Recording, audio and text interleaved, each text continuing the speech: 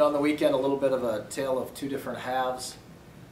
We started off Friday against a very good Bowling Green team who I think it deserves a ton of the credit in that win. I thought they played well at every position. I thought pretty much every player on their team hit their average or above it throughout the course of the match, and they were just consistent in their play. I thought they gave us some points in the first set and we had chances to win. But I think the big story was we were just unable to get anything going offensively. Even some of our big matches this year where we've been close, at Kentucky, at Dayton, and Oregon, we've had one or two players going and we've been able to stay in and win some of those sets. I think the biggest thing with BG is we had no one going. No one offensively was producing. I watched tape to see if it was setting issues, and setting was not the problem. We just couldn't get a lot of kills, couldn't generate them. So BG's defense obviously played very well in defending us, but it was a lot of setter-hitter, it was a lot of hitter approach changes. We just didn't look like ourselves, again, and I love to give BG credit because they deserve a lot of it, but usually you get one or two people going and that can free up some other things, or if you're at 22-22 like we were, somebody going can generate a kill or two, but we just couldn't. So that was disappointing. We're very disappointed to start off MAC play with a loss. Then we turn around Saturday against Rivalry Miami, and everyone's going offensively. So just again, a tale of two different matches, clearly different opponents, different matchups that caused those things. I don't think Miami played their best against us. But it is what it is. We're 1-1. Again, a really good performance Saturday. I think total match points difference was almost 25 in the 3 sets. So that was pretty good. I thought we scored a lot of points. I don't think Miami gave us a ton. I think we scored a lot. So that was good to see. We're 1-1. And there's going to be a lot of parity this year. It's amazing. I think there's 8 teams right now that are 1-1. The preseason picks, that don't mean a lot because you don't know how a team's going to be any given year. Kind of had us and Western and Central and Northern all up near the top, and we're all 1-1 after one weekend. So it looks like right now we're chasing BG and Ball State. I think are the 2 teams that snuck out with 2 wins, and we'll see what happens the next weekend. I usually think it takes about 14 wins to win the league. So it's tough, 14-2. This year, I don't know.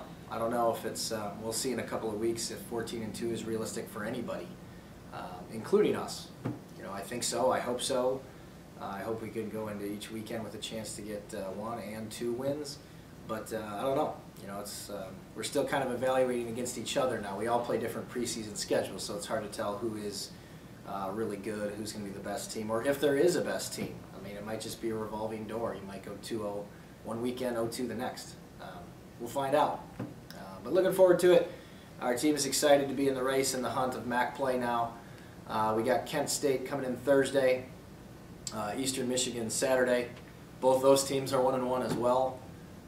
So I'm sure we'll have some tough competition, and hopefully we'll get a good crowd at home, get some energy going, and keep our offense going, because we needed more of it Friday and we got it on Saturday. It's really hit and miss, to be honest. BG had a great crowd. They probably had 500 students, 1,500 fans. I think it was their second or third highest attended match ever. They played well. They had good energy.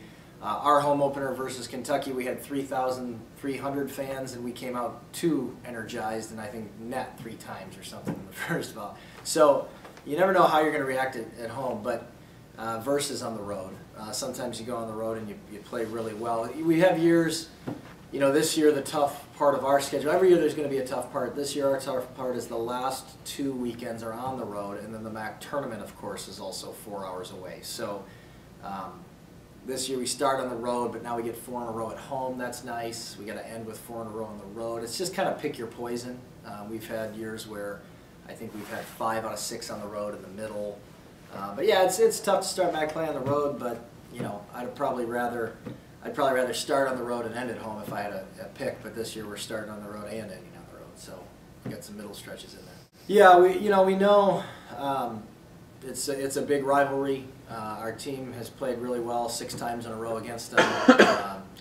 You know, we don't, I talked to our team about this and I talked to the media about this.